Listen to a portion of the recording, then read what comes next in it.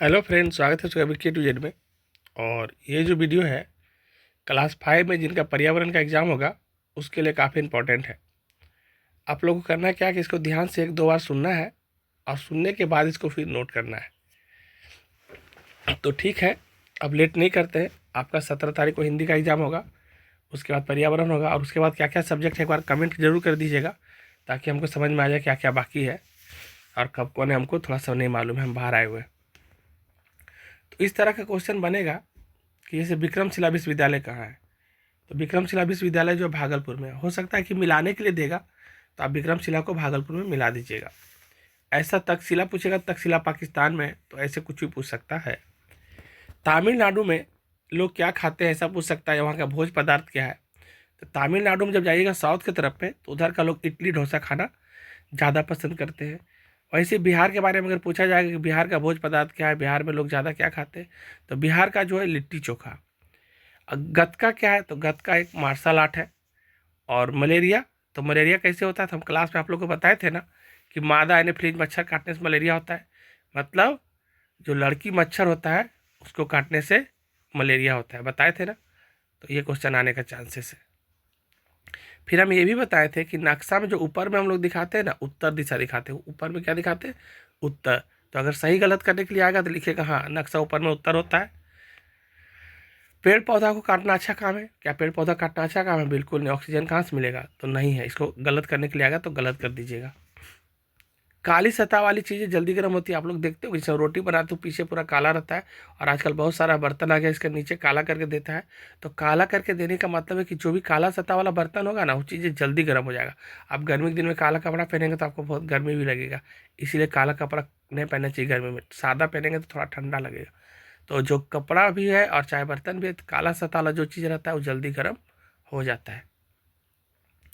फिर पूछा जाएगा कि सूक्ष्मदर्शी का इस्तेमाल सूक्ष्म जीवों को देखने के लिए किया जाता है। हाँ, सूक्ष्मदर्शी जो इस्तेमाल करते हैं तो छोटा छोटा जीव को जो ऐसे आंखों से दिखाई नहीं देता है, तो इसीलिए उसको सूक्ष्मदर्शी का उपयोग किया जाता है। तो इसको हाँ लिखेंगे, सही है ये। फिर पूछेगा नालंदा विश्वविद्यालय की स्थापना 5वीं शताब्दी में नहीं हुई। देखिए, हम लोग पढ़े थे कि नालंदा विश्वविद्यालय की स्थापना 4वीं से 5वीं शताब्दी में हुई है, तो बोला नहीं हुई, तो नहीं, गलत, क्योंकि 5वीं शताब्दी में हुई है। फिर पूछ सकता है कौन रबी फसल है कौन खरीफ फसल है। तो देखिए, जो ठंडा के दिन में होता है वो रबी फसल होता है, ठंडा में होता है ऐसे गेहूँ, और जो बरसात में होता है वो खरीफ होता है ऐसे धान। तो धान के बारे में पूछेगा तो खरीफ फसल है। तो मिलाने के लिए रहेगा तो मिला दीजिएगा, या भरने के लिए रहेगा कुछ भी रह सकता है। फिर पूछ सकता है माउंट एवरेस्ट कहाँ है, उसका ऊंचाई कितना। माउंट एवरेस्ट तो नेपाल में है, और उसका ऊंचाई पूछेगा तो 8848 मीटर है। 8848 मीटर। बिहार में उत्तर वाला जो क्षेत्र है ना, वहाँ ज़्यादा बाढ़ आता है, कोसी नदी सबका बाढ़ हर साल आता है। जबकि वही दक्षिण भारत में जाएंगे, दक्षिण बिहार में जाएंगे तो खाली सुखाड़, वहाँ पानी बड़ा कम होता है। तो बिहार का उत्तर साइड में ज़्यादा बाढ़ आता है। वाल्मीकि अभयारण्य क्या है, तो देखिए वाल्मीकि अभयारण्य पश्चिमी चंपारण बिहार में है। तो वाल्मीकि अभयारण्य कहाँ है, बिहार में। फिर से मलेरिया वाला समझ लीजिए कि मलेरिया से अगर बचना है तो आपको क्या करना पड़ेगा, तो हमको पहले मच्छर से बच कर रहना होगा। और ये वाला क्वेश्चन थोड़ा अच्छा से करके हो सकता आ ही जाएगा कि मच्छरों से फैलने वाले रोग से बचने के लिए क्या क्या उपाय करना चाहिए। आप लिखिएगा इसको अच्छा से कि मच्छर से फैलने वाले रोगों से बचने के लिए हम लोग को निम्न उपाय करने चाहिए।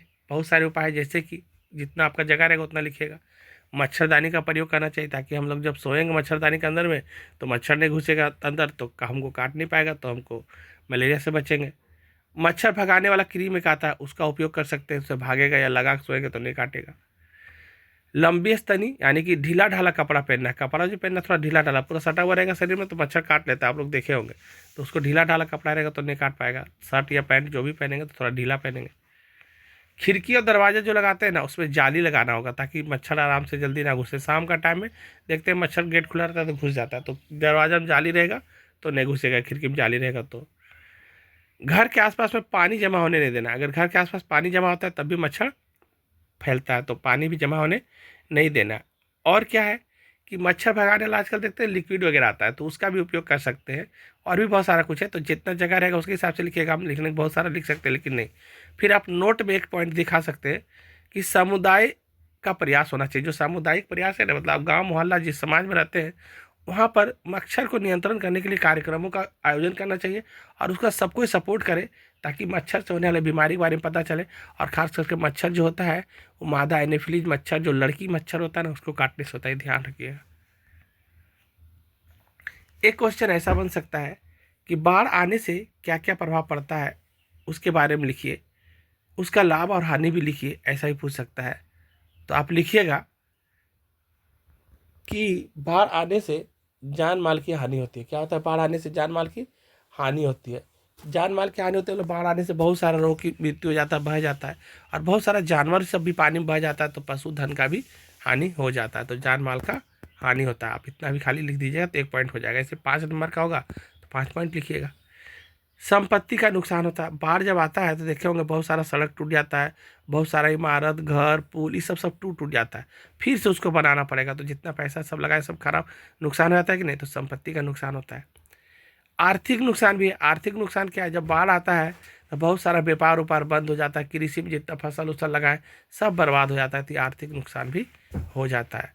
बुनियादी ढांचों का नुकसान, मतलब जो जरूरी जरूरी काम है उसका नुकसान होता है। जैसे बाढ़ आ जाएगा तो बिजली सब कट जाएगा, पोल गिर जाएगा तो बिजली नहीं आएगा, बिजली नहीं आएगा, टावर खराब हो जाएगा, मोबाइल वोबाइल काम नहीं करेगा, आप कोई ज़रूरी काम नहीं कर सकते। बाढ़ आ जाएगा तो इधर से उधर नहीं जा सकते। तो जितना भी आवश्यक चीज़ है वो सब में बाधा आ जाता है, उसमें रुकावट आ जाता है। बाढ़ आने से बीमारी भी आ जाता है। पानी जहाँ तहाँ जमा हो जाएगा, भर जाता है, तो जल जनित जितना बीमारी, हैजा, कोलरा, मच्छर, सब वाला बीमारी सब आ जाता है, तो जल जनित बीमारी हो जाता है। और भी बहुत सारा कारण है, लेकिन हम आपको इतना बता रहे जितना ज़रूरत है। जैसे विस्थापन, अब बाढ़ आ जाएगा, जहाँ पर बाढ़ आ जाएगा पानी भर जाएगा तो वहाँ कैसे रहिएगा? तो दूसरा जगह जाकर रहना पड़ता है। पर्यावरणीय प्रभाव, इतना मिट्टी उट्टी कट जाता है, इतना पेड़ पौधा सब खत्म हो जाता है, टूट जाता है, कि पर्यावरणीय प्रभाव भी पड़ने लगता है। नोट करके आप लिख सकते हैं कि बाढ़ एक विनाशकारी आपदा है जो लोगों के जीवन और आजीविका को गंभीर रूप से प्रभावित कर सकती है। इससे बचने के लिए बाढ़ प्रबंधक और बचाव के उपाय करना चाहिए। अब बाढ़ जो एक विनाशकारी आपदा है, मतलब कोई बोल के नहीं आता, कभी भी अचानक आ सकता है। इससे जीवन को, रहने खाने, गंभीर तरह से बहुत चीज़ों का प्रभावित होता है, बहुत नुकसान होता है। इसको बचने के लिए, इससे बचाने के लिए हमेशा बाढ़ प्रबंधक जो बचाव दल होता है उसका उपाय करना आवश्यक है, और उन सभी का संपर्क में रहना जरूरी है। अब ये क्वेश्चन को हम बोल बोल के समझाएंगे। थोड़ा हम जहाँ पे हैं यहाँ लाइट का थोड़ा दिक्कत है, तो थोड़ा सा धुंधला रहेगा, लेकिन समझ में आपको आ जाएगा।